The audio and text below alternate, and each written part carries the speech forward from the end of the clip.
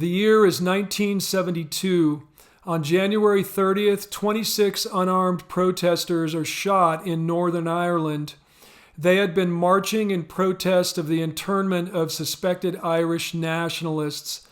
This event was written about many years later by the Irish rock band U2 in their song Sunday Bloody Sunday.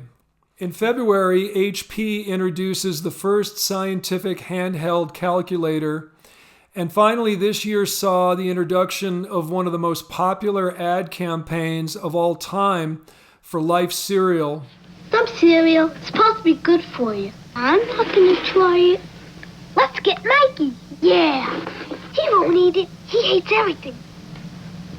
He likes it. Hey, Mikey. As someone named Mike who grew up in those years, I can tell you I wish I had $1 for every time that line was thrown at me as a kid. Reminder, financial contributions to the channel are not expected but are very much appreciated. Look for the Buy Me a Coffee and PayPal links in the description of the video. Now let's do it. You gave my life to me, set me free, set me free.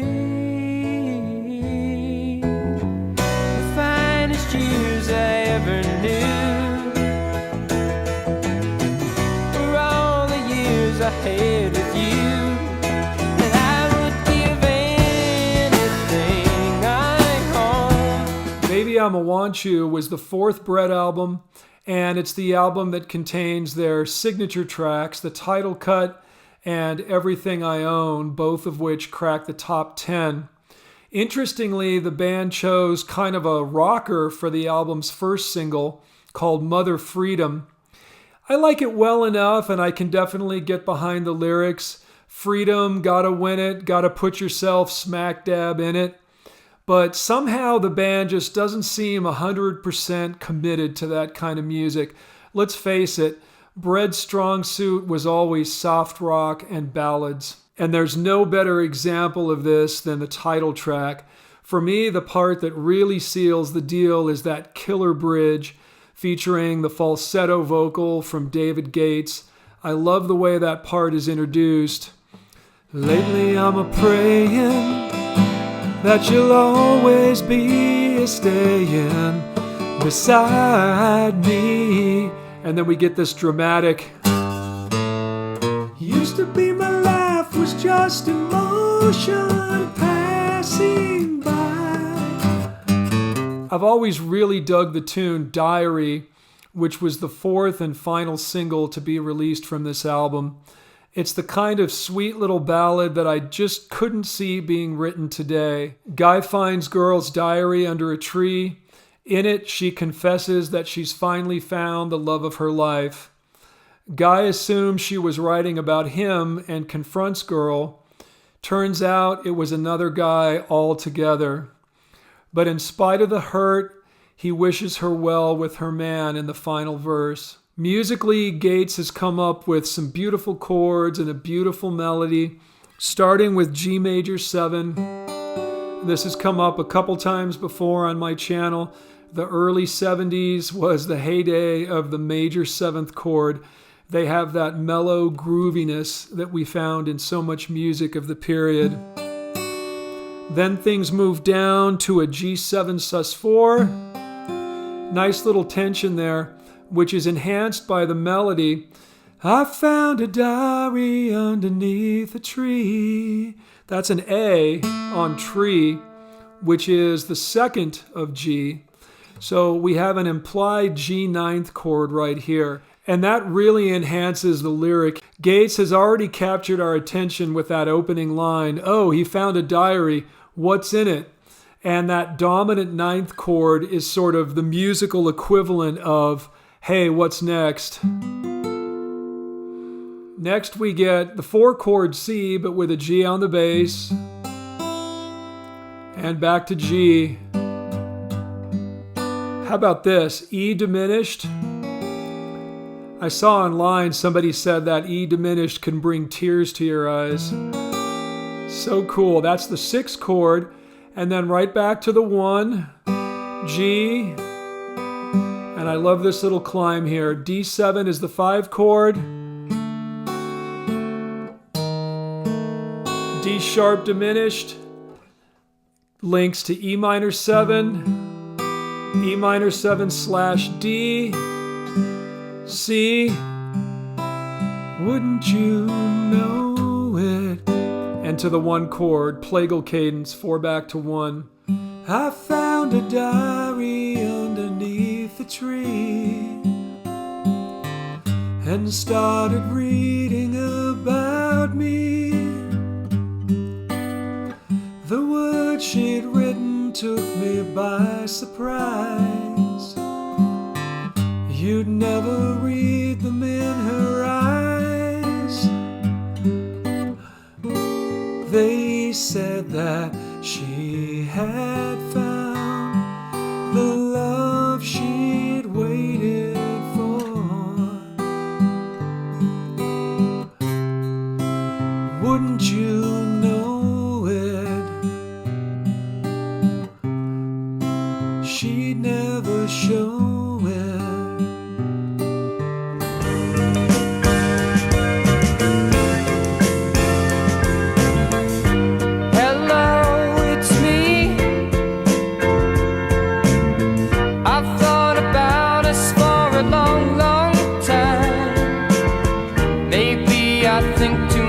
But something's wrong. Something Anything is really a fascinating record. It's the first album that Todd Rundgren released under his own name. It's a double album, and it's an album in which each of the 4 sides is given a specific theme. For example, side 1 is entitled A Bouquet of Ear-Catching Melodies. Side 2 is labeled The Cerebral Side. Great stuff. Rundgren always injected a lot of humor into what he did. Another highly unusual feature, on the first 3 sides of the album, Rundgren plays every instrument himself and acts as producer. Meanwhile, the 4th side was recorded live in the studio, no overdubs, obviously with outside musicians. The album made it to number 29 on the Billboard 200, very impressive for a debut double album. The ballad Hello, It's Me, which I played in my intro, was a top 5 single and may still be Todd's best known tune. But there's a lot of different styles happening on this album. You take a cut like Couldn't I Just Tell You? Some writers have gone as far as to say that tune invented the genre of power pop.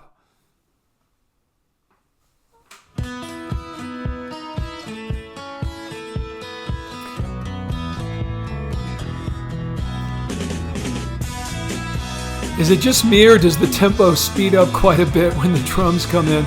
Apparently Todd didn't use a click track when he put down the drums, so getting all the instruments lined up was a bit of a problem.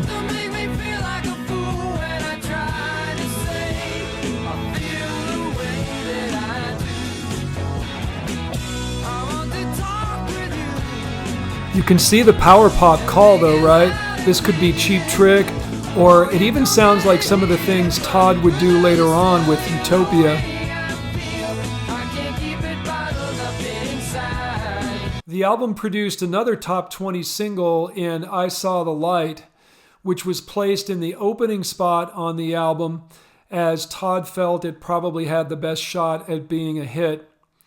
That tune had some critics calling Rundgren the male Carole King, and I can kind of see it. There are some similarities there, and I think it was meant as a compliment, but apparently Todd was not too thrilled about that comparison.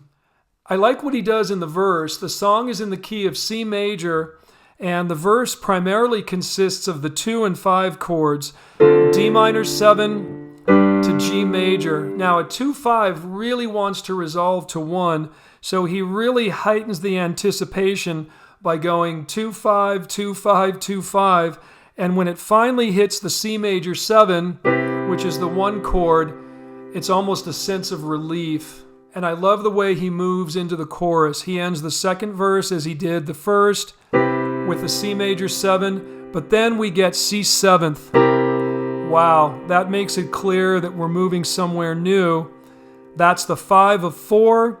The 4 chord is F major 7. And there it is, a nice fresh change into the chorus. It was late at night. I was feeling something wasn't right. There was not another soul inside, only you. So we walked along, though I knew that there was something wrong. Then the feeling hit me oh so strong, strong about you.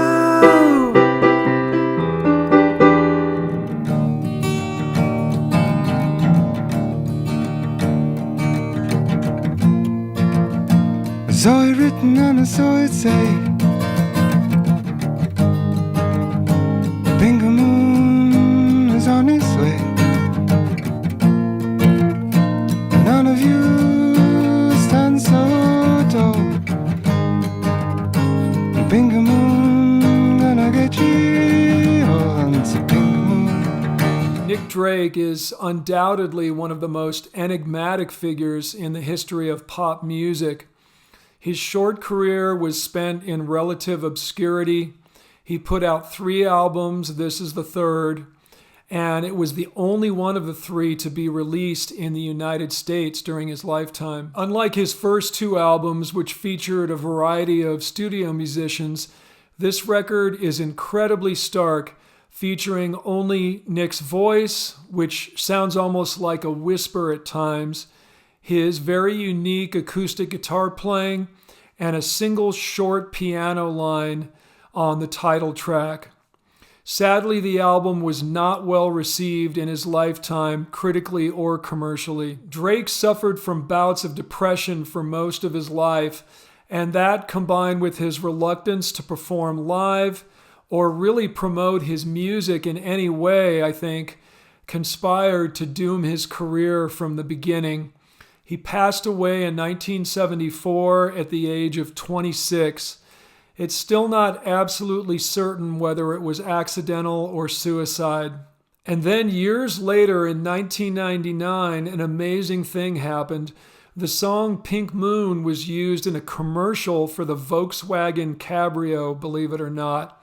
And the song's popularity skyrocketed. There were stories of salesmen in Volkswagen dealerships tearing their hair out because so many people were coming in and asking them, "What's that song in the commercial?" Now, there's no shortage of people out there who bemoan the use of rock and roll in ads as being crass commercialism and antithetical to the rock and roll ethic. But I have to admit, this commercial was really well done, and when combined with Drake's beautiful music, it really struck a chord with a lot of people. It's a great little piece of cinematography in its own right. The ad shows a bunch of pretty young people in a cabrio driving through the woods, enjoying the night air and the full moon. Eventually, they pull up to a small house where a raucous party is going on. They stop, sort of look at one another, and decide they don't want any part of it. The final scene is the cabrio pulling away off into the woods again. I saw it written and I saw it say, Bingo Moon is on its way. There's a Bingo Moon.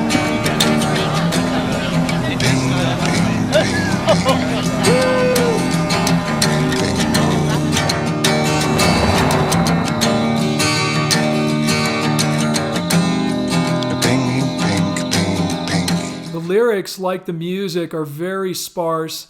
One short verse that reads like a haiku and a chorus. I saw it written and I saw it say, Pink Moon is on its way, and none of you stand so tall. Pink Moon gonna get ye all. There have been many interpretations. Some claim the pink moon is symbolic of love eventually coming to everyone. More pessimistically, some posit that it's talking about Drake's depression. The chorus is simplicity itself, childlike. Pink, pink, pink, pink, pink moon. Drake was fond of alternate tunings, and a song like Place to Be is no exception. We've got C, G, C, F, C, E, and I'm capoed on the 4th fret. This gives a really rich, droney sound. Something about the capo and the tone on his guitar has a real Norwegian wood feel to it. Although Lennon was not in an altered tuning for that song, he was capoed.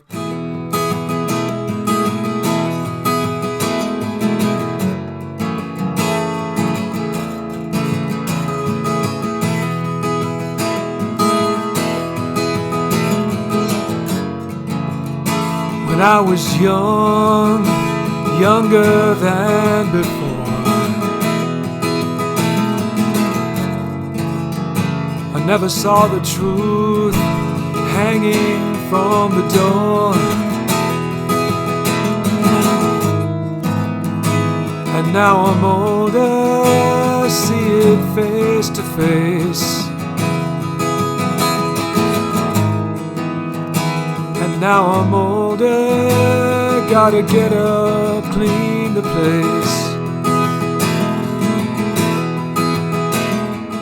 If I could save time in a bottle, the first thing that I'd like to do is to save every day till eternity passes away, just to spend them with you. The success of this album is a lesson in perseverance. Apparently, Croce's demos were rejected by upwards of 40 different record labels before ABC finally agreed to a deal with Croce. The album spent 93 weeks on the US charts. The title track and Operator were both top 20 singles, and Time in a Bottle became a #1 single posthumously following Croce's untimely death in a plane crash. The title track is a lot of fun. I've always looked at it as a sort of prototype, a warm-up for Croce's Bad Bad Leroy Brown, which would appear the following year. Both tunes have a real boogie-woogie blues sort of feel. Both tell the tale of a tough guy and have an unexpected twist at the end. You Don't Mess Around with Jim contains what are probably Croce's most memorable lyrics. You don't tug on Superman's cape. You don't spit into the well. You don't pull the mask off that old Lone Ranger. And you don't mess around with Jim. Croce was always a very poignant lyricist. You've got great songs like Time in a Bottle. I've always loved the lines, but there never seems to be enough time to do the things you want to do once you find them. I've looked around enough to know that you're the one I want to go through time with. And then you've got Operator. How crushing are those lyrics? Operator, oh, could you help me place this call? See, the number on the matchbook is old and faded. For any of you younger people out there, yes, there was a time where you could pick up your landline telephone, dial 0, and an operator would come on the line, a real person, and could help you find a phone number.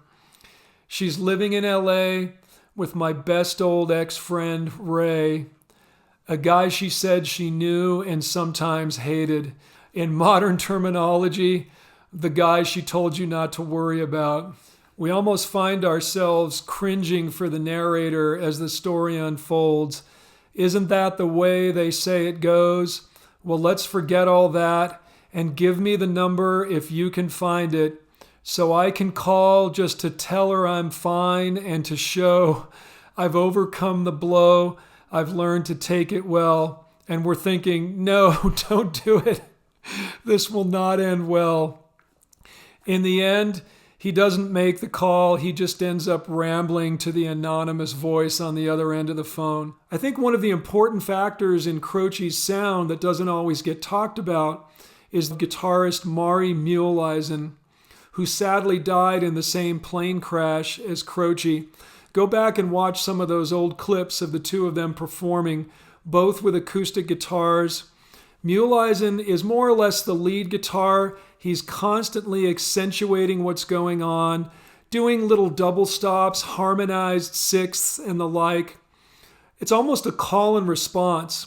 Operator, oh, would you help me, please? Operator, oh, could you help me place this call? See, the number on the matchbook is old and faded. She's living in LA with my best old ex-friend Ray. A guy she said she knew well and sometimes hated. All the way to town, they can hear me coming.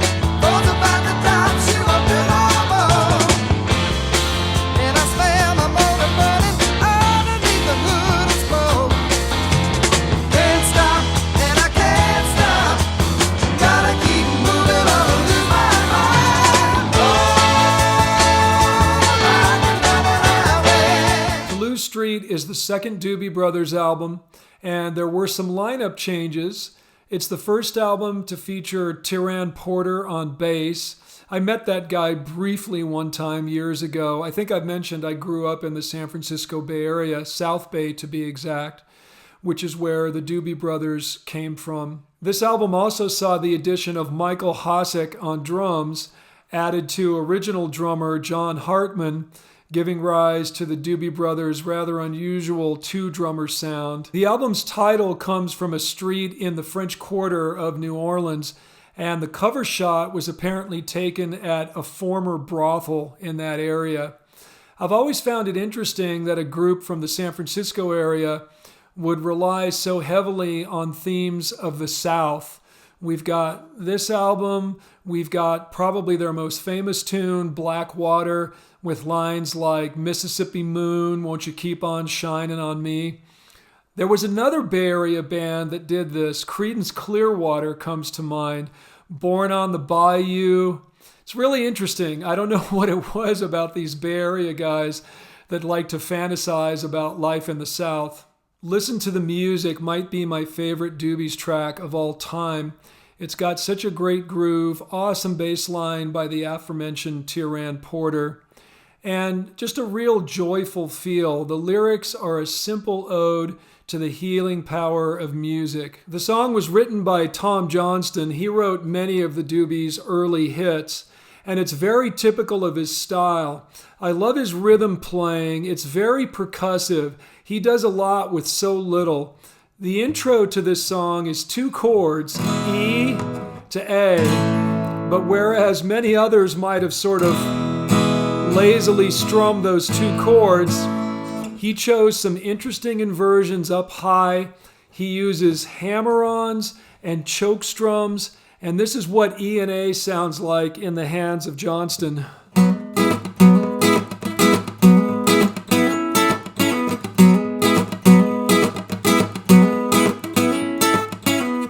Don't you feel it growing day by day? People getting ready for the news. Some are happy, some are sad. Oh, we gotta let the music play. What the people need is a way to make them smile. It ain't so hard to do if you know how. You gotta get a message, get it on through. Oh, mama, don't you ask me why.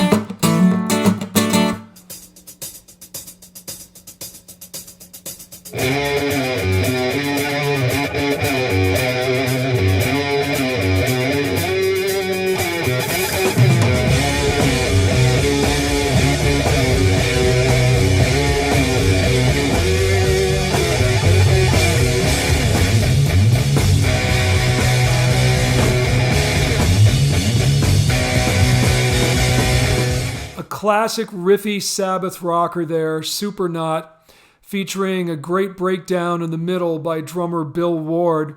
Incidentally, this song was named as a personal favorite by both Zeppelin drummer John Bonham and Frank Zappa, of all people. Pretty cool. The recording of this album was plagued with difficulties, mostly brought on by the band's out-of-control drug use. In my last 1971 video, I featured Sabbath's Master of Reality album, which featured an ode to marijuana called Sweet Leaf.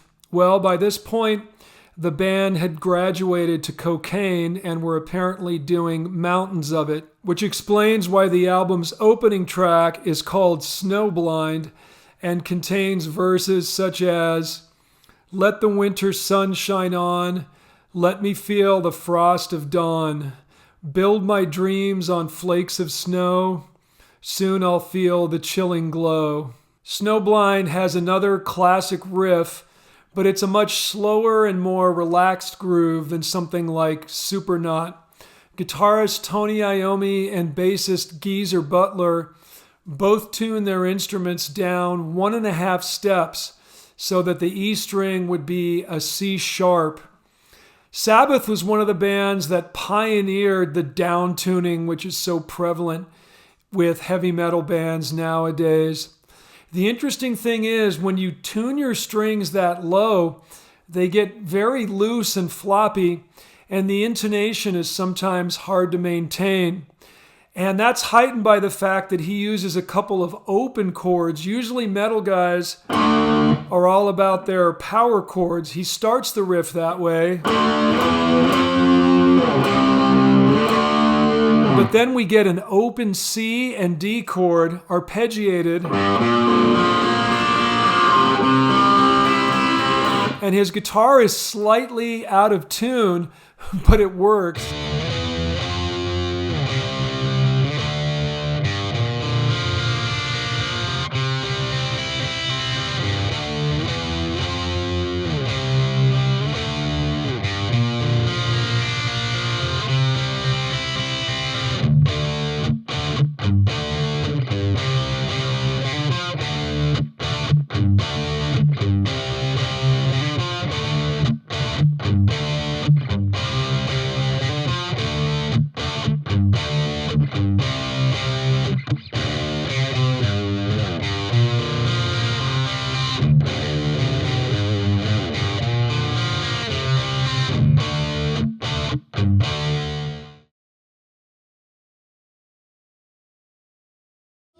Well, it seems to me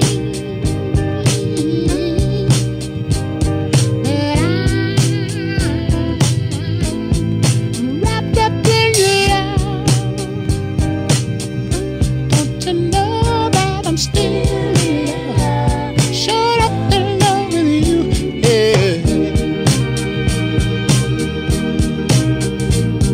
yeah. All right, time to get a little bit funky here. As most of you know, I've been primarily a rock channel up to this point, and will continue to be, but I've been dipping my toes into the R&B/soul waters. Some of this stuff is just too good to leave off, and I would definitely put Al Green in that category. This album was a smash hit.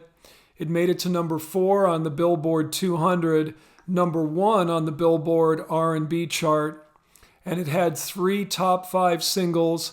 The title track, Look What You Done For Me, and maybe the greatest, Love and Happiness. I played a little bit of the title track in my intro. Let's explore that one some more. Love the horns. Great series of ascending chords here. So they settle on C major. C minor 9th, kind of a surprising change. A minor 9, G major 9. All those 9th chords, very jazzy. G7, that's a secondary dominant. Goes to C major, as we would expect. There's that minor 9th again.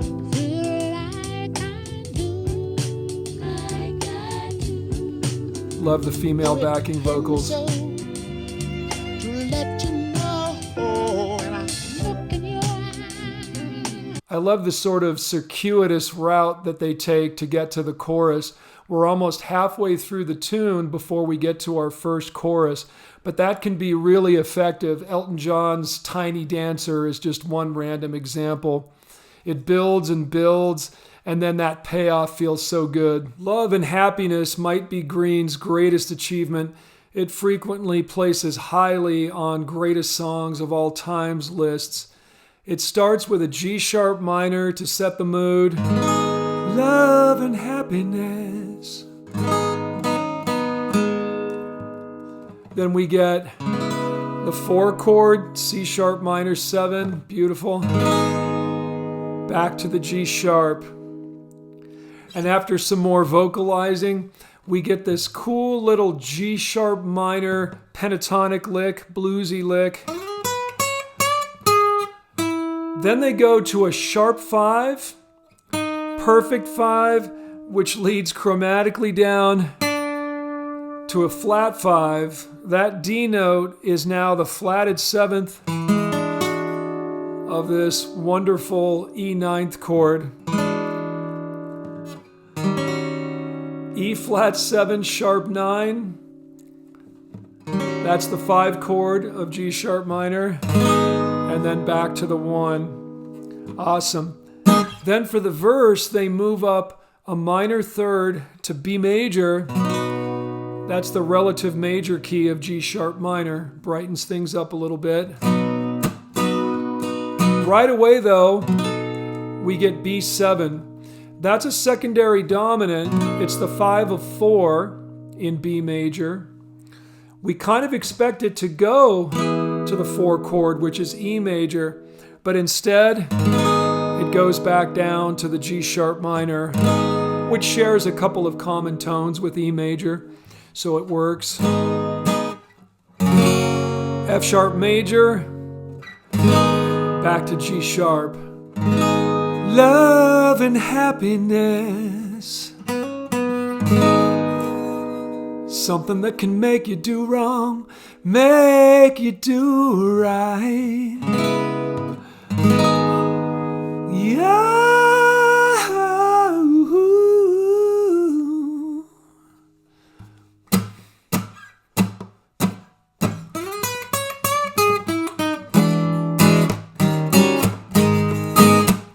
Love and happiness. Listen, something's going wrong. Someone's on the phone. 3 o'clock in the morning. Come to the dinner, girl. The table is laden high. Fat bellies and hungry little ones. Tuck your napkins in and take your share. Some get the gravy, some get the gristle, some get the marrow bone, and some get nothing, though there's plenty to spare. For the Roses was the follow-up to what is arguably Joni's best-known album, Blue, and it had the distinction of being one of only 25 albums selected in 1972 by the Library of Congress to be added to the National Recording Registry.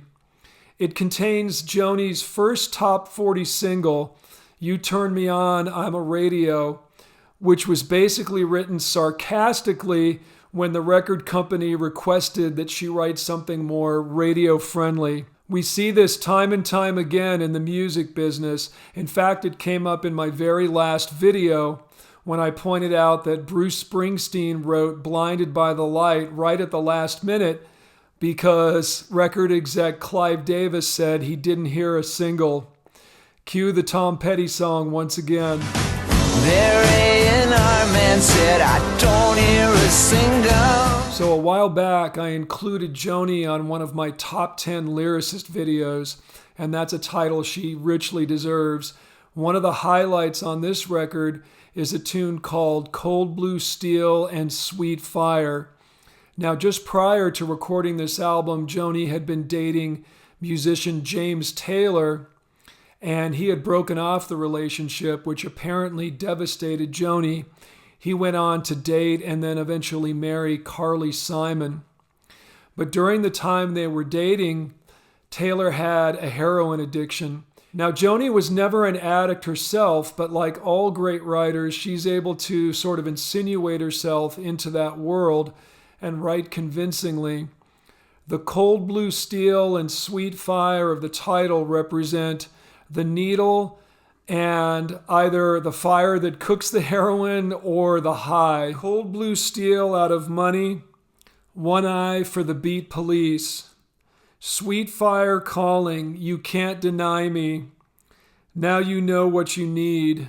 It's important to note that the word heroin is never used in the song, but Joni alludes to all of the sort of shameful and squalid behaviors that go along with addiction. For example, being forced to sell one's prized possessions at pawn shops. A wristwatch, a ring, a downstairs screamer. Edgy black cracks of the sky. Pincushion prick, fix this poor bad dreamer. Money, cold shadows reply. For the Roses is another great tune with another great Joni lyric. Apparently when she was dating Taylor, his skyrocketing stardom was a cause of friction, and these lyrics seem to be an open letter to Taylor dealing with that subject. Musically, Joni loves her altered tunings. This one's an open G. The sixth string isn't really used, but I go D, G, D, G, B, D. She capos at the 3rd fret. I like 1st fret, being a man. The song uses a fairly common passing progression. The chords are a bit fancier than this, but at its heart, she takes a G major chord and starts dropping the 5th down a half step at a time.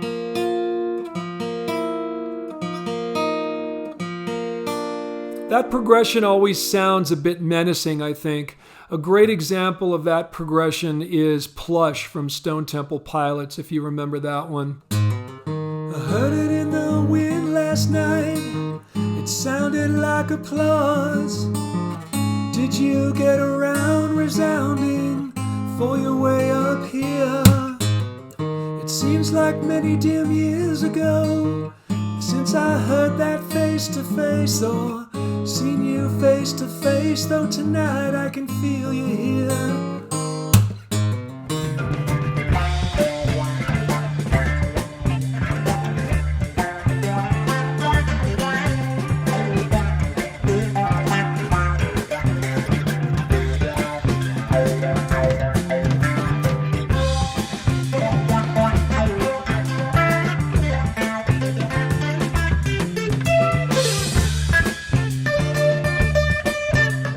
Finally, at long last, Frank Zappa makes an appearance on my channel. I've been trying to work him in for a while. Let's face it, Zappa's music is not for everyone. It would probably be a gross misrepresentation to call him rock. This record, for example, is big band / jazz fusion. But you've got to admire Zappa as maybe the ultimate example of a guy who refused to fit into any neat category and always did things on his own terms. This album was recorded during a period of convalescence for Zappa. He was essentially in a wheelchair. Back in 1971, during a performance in London, a crazed audience member had pushed Zappa off the stage into an orchestra pit, causing some pretty severe injuries, including a crushed larynx, which really affected his singing voice. It brought his range way down. Even more bizarre, the perpetrator's motivation was that he had a girlfriend who was besotted with Zappa, and this was his way of exacting revenge. Pretty scary stuff. Zappa's music runs the gamut from the bizarre to the beautiful. A great example of the latter is Blessed Relief.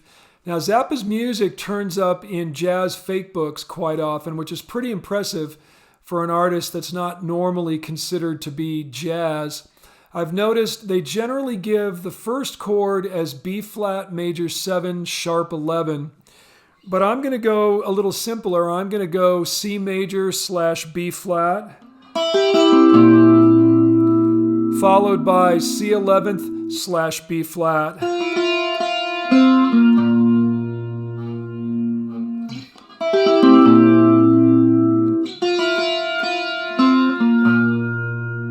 The tune is a jazz waltz, and the sort of spacey intro gives way to a pretty little theme featuring a horn part that sounds like it could be the incidental music for a classic 1970s sitcom. Think Taxi or The Odd Couple.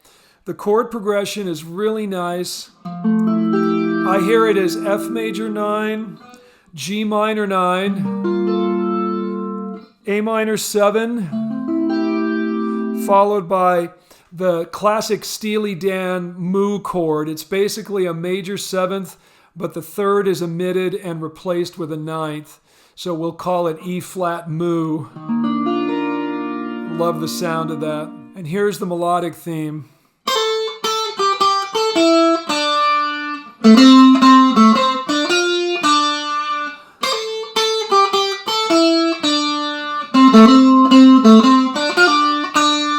This album is overwhelmingly instrumental, but there is one tune with a vocal, and it's a perfect showcase for Zappa's dark, quirky sense of humor. It's called For Calvin and His Next Two Hitchhikers. So Calvin was a roadie for Zappa's band, the Mothers of Invention, and at some point he picked up a couple of hitchhikers who did not want to get out of his car. Now that could be sort of scary. Eventually, he did manage to offload them and left them somewhere on the side of the road. Where did they go? Where did they come from? What has become of them now? Where did they go when they got off the car? Did they go get a sandwich and eat in the dark? Zappa always seemed to enjoy chronicling the sometimes dubious exploits of band members and roadies in his songs. A song like Stevie's Spanking comes to mind, although we won't get into that right now, especially on a family channel.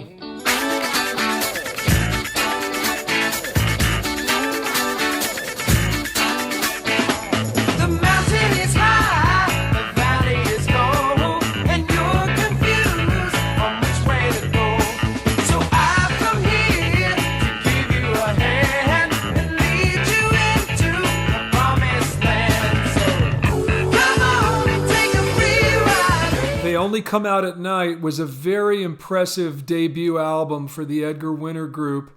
It hit number 3 on the Billboard 200 and contains what are clearly Edgar Winter's 2 signature tracks, the instrumental Frankenstein, which was a number 1 hit, and Free Ride, which we heard in the intro. The album was certified gold in 1973 and continued to sell steadily over the years. By 1986, it had reached platinum status. Now, Winter really assembled something of a supergroup for this record. You've got Ronnie Montrose on guitar, who had just left Van Morrison's group. You've got guitarist and producer Rick Derringer. And he even brought in Bill Szymczyk, who was famous primarily for his work with the Eagles as kind of a technical director. But probably the most important piece of the puzzle is the guy with the least name recognition, Dan Hartman, a vocalist and multi-instrumentalist who co-wrote 6 of the album's 10 tracks and had written Free Ride before he even joined the Edgar Winter Group. He also plays that signature guitar part in the intro, which Edgar claims no guitarist has ever played quite the same way since. Frankenstein is just phenomenal. I mean, how many instrumentals do you know that made it to number 1? Edgar had been playing it for years, back to the days when he was playing with his brother, blues guitar legend Joni Mitchell. They used it as a sort of a warm-up jam, and it was Rick Derringer's idea to record it and put it on the album. It's a great showcase for Edgar's keyboard playing.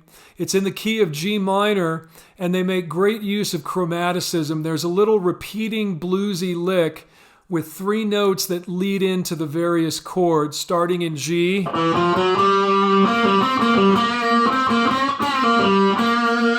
Then the same lick in C.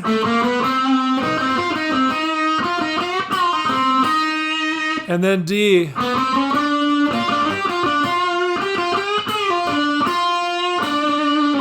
The guitars and the keyboards harmonize. I'm going to do it just with guitar.